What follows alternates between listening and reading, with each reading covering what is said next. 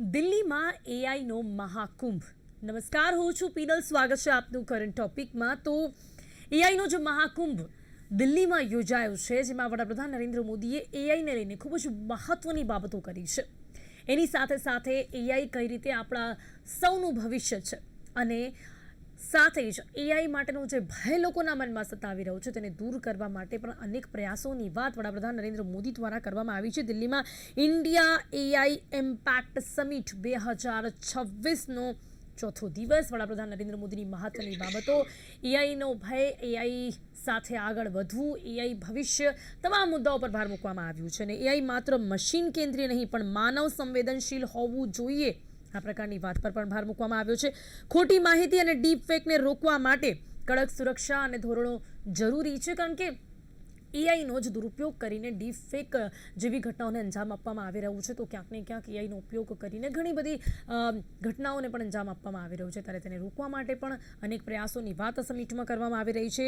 એની સાથે સાથે એઆઈનો ઉપયોગ સામાન્ય માણસના જીવનને સરળ બનાવવા માટે જ થવો જોઈએ, એ પ્રકારની મહત્વની બાબતો આ સમિટમાં જોવા મળી છે. ભારત માત્ર એઆઈનો વપરાશકાર નહીં પણ સર્જક બને તેવો સંકલ્પ અહીંયા વ્યક્ત કરવામાં આવ્યો છે. અને ભારત દેશમાં એઆઈની ટેકનોલોજીનો ઉપયોગ કરીને દરેક ક્ષેત્રમાં આગળ વધવાનો પ્રયાસ જ્યારે કરવામાં આવી રહ્યો છે, ત્યારે ન માત્ર ઉપયોગ પરંતુ એઆઈ થ્રુ આપણે કંઈક ઇનોવેશન કરીશું તે પ્રકારની તૈયારી ભારત દેશની જોવા મળી રહી છે. ચલો વાત કરીશું આજે આ સમિટને લઈને. સાથે જ એઆઈનો જે મહાકુંભ યોજાયો છે, એમાં જે મહત્વની બાબતો પર ભાર મૂકવામાં આવ્યો છે તેને જોતા આપણે પણ ભારત દેશમાં એઆઈને ક્યાં જોઈએ છે અને એઆઈની સાથે ભારત દેશને ક્યાં જોઈએ છે, તમામ મુદ્દાઓ પર વાત કરવા માટે મારી સાથે અહીંયા ખાસ જોડાઈ ગયા છે પિનાકિન ઠાકરજી છે. ઇસરોના સાયન્ટિસ્ટ છે અને ડાયરેક્ટર અને ફાઉન્ડર છે સપ્તર્ષિ એડવાન્સ ટેકનોલોજી પ્રાઇવેટ લિમિટેડના. એમની સાથે મારી સાથે ખાસ અહીંયા જોડાઈ ગયા છે દેવરાજ મિસ્ત્રી, જો એઆઈ એક્સપર્ટ છે. આપ બંનેનું સ્વાગત છે. Welcome to the show.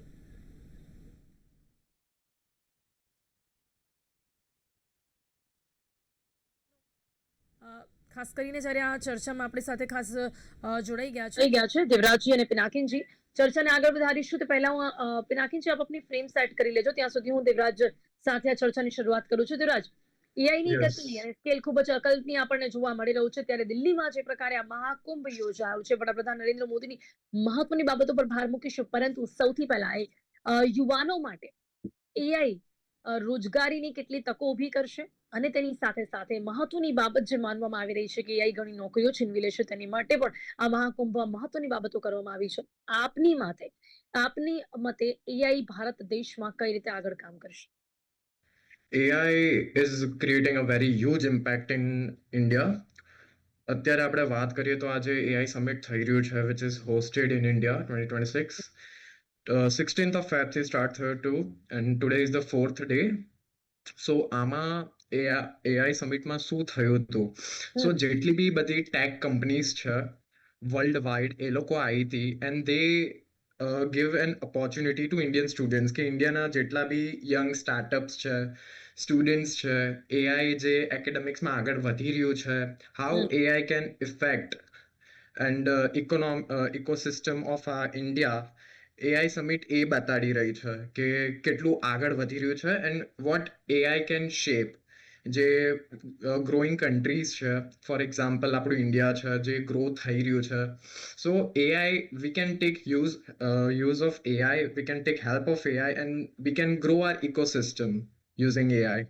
And તમે આપણે રોજગારીની વાત કરીએ તો લાઈક અત્યારનું જે યુથ જનરેશન છે બહુ ગભરાયેલું છે કે લાઈક એઆઈ આવી ગયું છે, it will take our jobs and no, એવું બિલકુલ બી નથી. On me personally, my opinion, મેં ગ્રાઉન્ડ લેવલ પર જેટલી રિસર્ચ કરી છે, so I work in a AI background and મારી લાઈફ એટલી બધી ઇઝી ને ફાસ્ટ થઈ ગઈ છે જ્યારથી એઆઈ આવી ગયું છે ત્યારથી. સો જે ફિયર આપણામાં છે લાઈક જનરેશનમાં અત્યારે યુથમાં, સો they should remove it and they should optimize AI into their daily life, into their workflow, and they should like succeed all their goals and they should optimize the time. Okay, the thing is કે તમે જે વાત કરી કે દરેક વ્યક્તિનું જીવન ક્યાંક સરળ બની છે, તો પિનાકિનજી જે પ્રકારે વાત કરી અને એ જ વાત અહીંયા વડાપ્રધાન નરેન્દ્ર મોદી દ્વારા પણ કરવામાં આવી છે કે એઆઈ નો સદુપયોગ કેવી રીતે થવો જોઈએ કે દરેક વ્યક્તિનું, દરેક માણસનું જે જીવન છે તે સરળ બની જાય. પણ આપને લાગે છે કે ખરેખર એઆઈ ના આવવાથી દરેક વ્યક્તિનું જીવન આજે સરળ બની ગયું છે? સૌનું કલ્યાણ અને સૌની ખુશી હોય તે રીતે એઆઈ નું સદુપયોગ કરવો કેટલું જરૂરી? એઆઈ બેઝિકલી આર્ટિફિશિયલ ઇન્ટેલિજન્સ જે છે એને ઘણા બધા ક્ષેત્રમાં ચેન્જીસ લાવ્યું છે. સૌથી પહેલા તો આપણે જોઈએ કે કોઈક એકદમ ઇંગ્લિશ જેને નહોતું આવડતું એવા આપણા જે હોમ મેકર્સ છે એ લોકો પણ અત્યારે ઇંગ્લિશમાં ચેટ જીપીટી કે બીજા કોઈ પણ ટૂલ્સની મદદથી તમે વોટ્સઅપમાં જોશો તો એકદમ સારા મેસેજીસ લખી શકે છે ઇંગ્લિશમાં.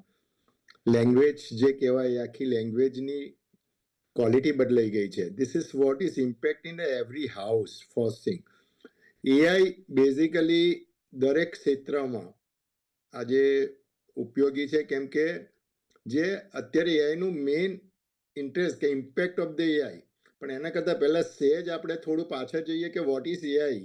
AI is slowly, scientists are trying to replace the brain overall. Whatever functionality brain is doing, same AI will do.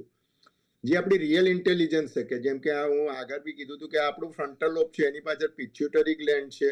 આખી જે આ પ્રોસેસ છે, જે વિચારવાની, મોડેલિંગ કરવાની, કોઈ પણ વસ્તુને જોયા પછી એને રેકોગ્નાઇઝ કરવાની, આખી આ પ્રોસેસને ચેન્જ કરવા માંગી રહ્યા છે. એટલે જે બે વસ્તુ છે કે એઆઈ અને સાથે આરઆઈ, આપણે એટલા જ ઇન્ટેલિજન્ટ છીએ ઇન્ડિયન્સ, તો એ બંનેનું કોમ્બિનેશન કરીએ. ફક્ત એઆઈ એવું બી નથી, પરંતુ જેમ કે કીધું તમે આગળ કે ભાઈ હા ક્યાંક જોબ જશે બી ખરી, પણ કોની જોબ જશે કે જે રિપીટેટિવ વર્ક હશે, જેમાં ઇન્ટેલિજન્સ નથી.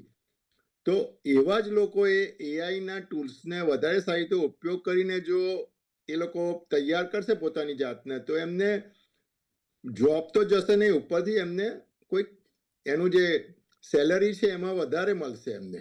એટલે અત્યારે જે મેન આપણે ડર છે, ડર કાઢ્યા વગર એવરીબડી પોતપોતાના ફિલ્ડમાં એઆઈને કેવી રીતના બેસ્ટ વાપરી શકીએ આપણે, અને એનો જો આપણે પ્રયત્ન કરીએ તો I think this country can gain the lot and as a individual also will gain a lot.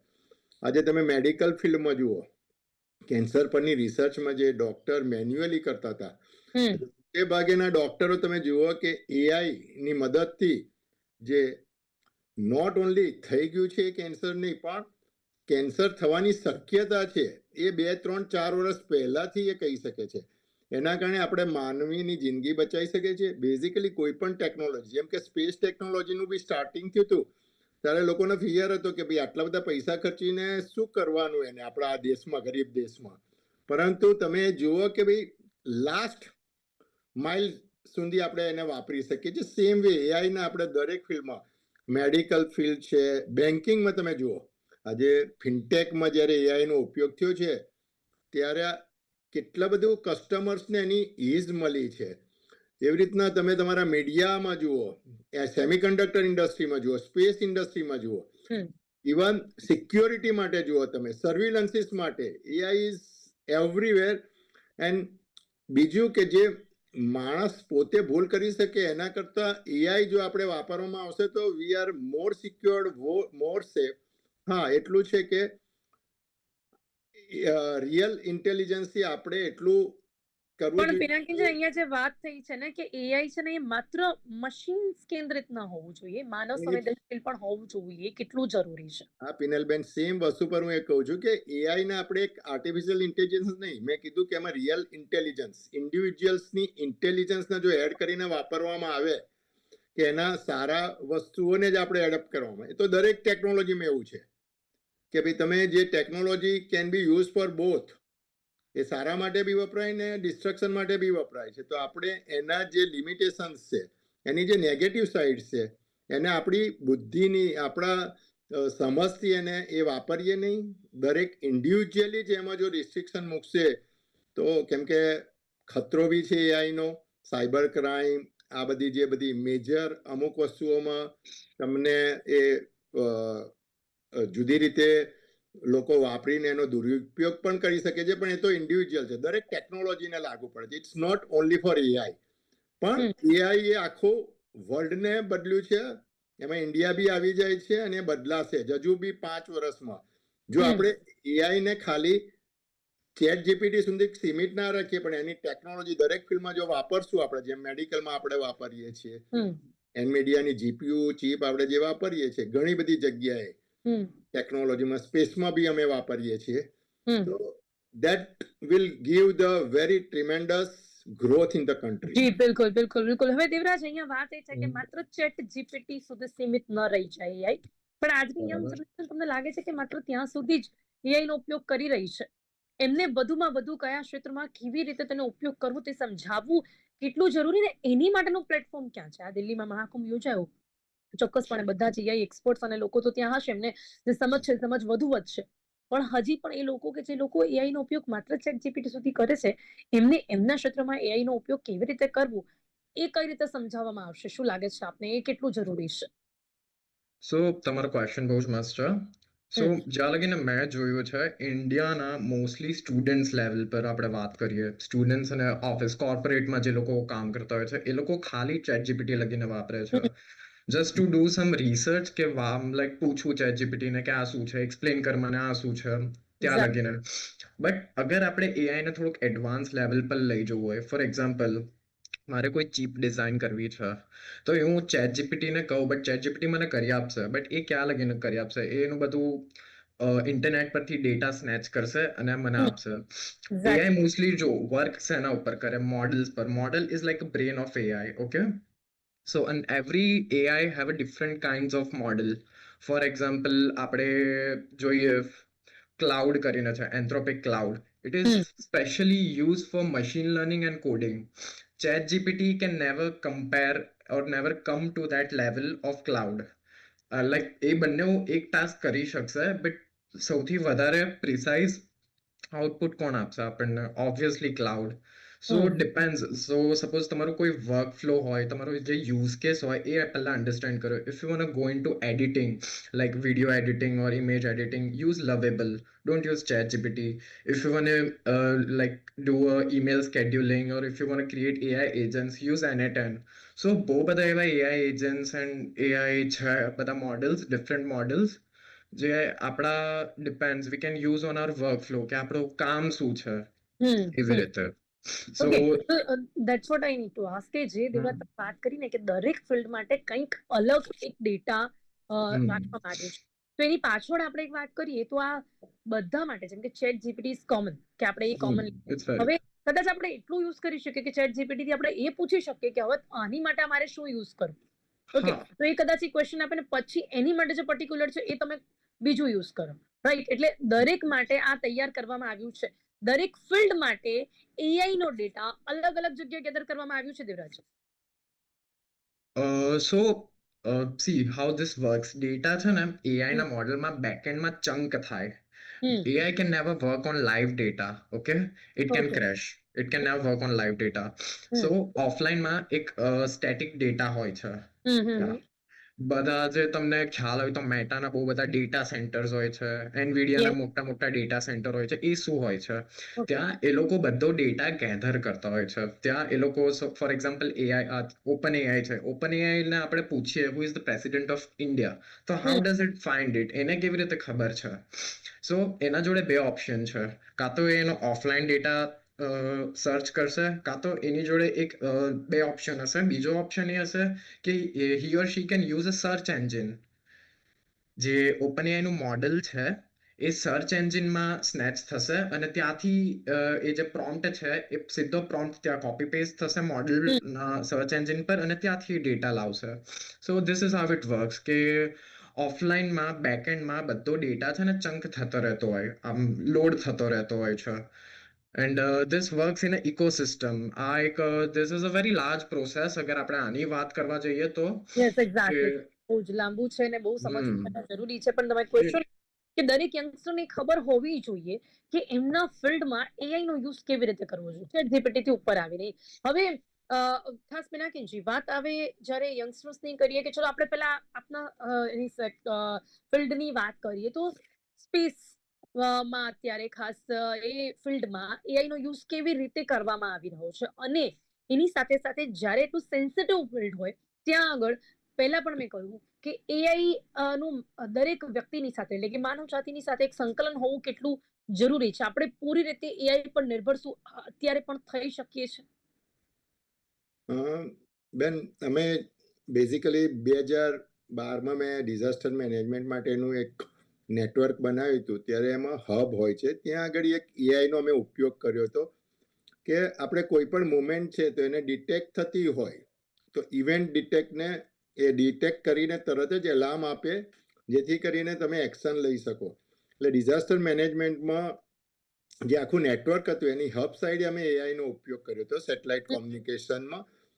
Same AI, ધારો કે અત્યારે હું મારી Saptarshi advance technology private limited ચલાવું છું, એમાં મેં જુદી જુદી ફિલ્ડમાં, ધારો કે AI for semiconductor, AI for space, AI for students, AI for healthcare, આવી જાતના જુદા જુદા કોર્સિસ ચાલુ કર્યા છે અને કરી રહ્યા છે. જે અમે પ્રપોઝ કર્યું છે ગવર્મેન્ટને ઓકે કે AI for civil engineers, okay AI for instrumentation, દરેકે દરેક જગ્યાએ એઆઈ નો ઉપયોગ થાય છે ને કેવી રીતના કરી શકાય એનું એક સ્ટ્રક્ચર્ડ અમે કોર્સિસ ડેવલપ કર્યા છે, જેથી કરીને સ્ટુડન્ટ્સને એ ખબર પડે કે ભાઈ એઆઈ ની રિયલ કેપેબિલિટી શું છે, what is potential of AI.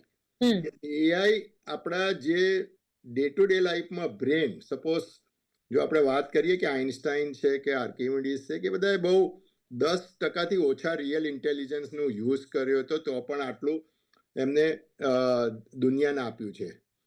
તો એ એઆઈનો જે પોટેન્શિયલ છે આપણે એનો 10-20% અને આપણું રિયલ ઇન્ટેલિજન્સનો 0.01%નું જો આપણે બ્લેન્ડિંગ કરીએ તો I think we can do the miracle in the world. અને ઇન્ડિયાની જે યુથ છે મેન, કે એમનું જે એબ્સોર્બ કરવાની જે તાકાત છે, પરંતુ સાથે સાથે એક લિમિટેશન છે કે એમને ઇનિશિયલ સ્ટેજમાં you have to mentor them properly for the particular task. Okay અને એ જો કરવામાં આવશે તો મને 100% ખાતરી છે કે આ યુથ છે, જેમ આપણે આઈટીમાં અત્યારે વર્લ્ડને ગાઈડ કરીએ છીએ એવી જ રીતના એઆઈમાં we can be on the top of the G world. બિલકુલ બિલકુલ દેવરાજ, આપને શું લાગે છે કે ગંગસ્ટર તરીકે અત્યારે બીજા યુવાનોને જ્યારે આપ જોઈ રહ્યા છો ત્યારે એઆઈ નો ઉપયોગ અને એઆઈ ની સાથે કંઈક ઇનોવેટિવ ખુદ કરવું, આ બંનેમાંથી વધારે ભારત દેશમાં શું જોવા મળી રહ્યું છે? સો આજે રિસન્ટ આપણે જે મેઇન ટોપિક છે આપણો AI summit Delhi. So do you know the main reason એ અત્યારે કેમ થઈ રહ્યો છે ઇન્ડિયામાં, because what PM Modi our prime minister so is કે ઇન્ડિયામાં એટલા બધા મોર દેન 300 એઆઈ સ્ટાર્ટઅપ્સ ખાલી બેંગ્લોરમાં છે. આખા ઇન્ડિયાની વાત કરીએ તો બહુ જ બધા છે. And every single company is using AI ecosystem. જેટલી બી લોજિસ્ટિક કંપની છે, સ્માર્ટ એગ્રીકલ્ચર છે, જેટલી બી શું કહેવાય ટેક ઇન્ડસ્ટ્રી છે, આરટીઓ છે, આપણી Surat RTO, recently I had a word with Surat RTO where they wanna put in AI into their traffic challan system. અને એ by 2028 આવી જશે આપણા સુરતમાં. And talking about this, it is mainly exposure કે ઇન્ડિયાનું youth જે છે એ આ એઆઈ સમિટમાં જશે, એ લોકો વિઝિટ કરશે અને ત્યાંથી એ લોકો કંઈક ઇન્સ્પાયર થઈને આવશે, ત્યાંથી કંઈક એ લોકો આઈડિયા લઈને આવશે કે oh my god, like international companies અગર આટલું કરી રહી છે તો we can do this much. And Indian youth, let's talk about them, Gen Z's, એમાં એક વાઇબ કોડ કરીને ચાલે છે. Like what is vibe code? Like પહેલા અગર જોવા જઈએ જેટલા બી લાઈક 2016 પહેલાના આઈટી પાસ આઉટ છે, એ લોકોને એક એપ બનાવવામાં મિનિમમ 3 to 4 વીક્સ લાગતા હતા. But using vibe code, like અત્યારનું જે યુથ છે એ લોકો ખાલી 10 મિનિટમાં એક આખો એપ બનાવી દે છે using vibe code. So that's a really great use of AI. એ લોકો આખો ખાલી એઆઈ નો યુઝ કરીને એક એપ ડેવલપ કરી દે છે and using their own creativity and using their own design.